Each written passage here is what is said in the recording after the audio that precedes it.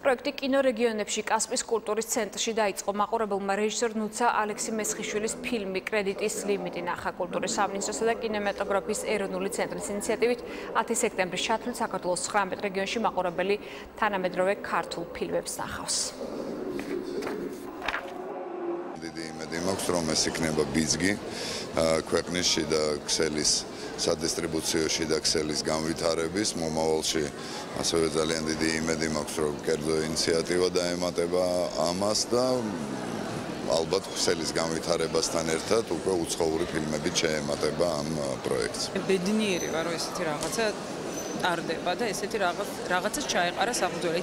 ჩემთვის წარმოუდგენელი რამეა. მე შეიძლება დღეს თბილისში ვცხოვრობ და ხვალ კასპიაში დავიწყო ცხოვრება, ესე განვითარდეს ჩემი ცხოვრება და იქ რომ მე მექნება ჩემი ადგილი, ჩემი კულტურული ცენტრი, ეს იქნება კინოთეატრი, ეს არის უმნიშვნელოვანესი.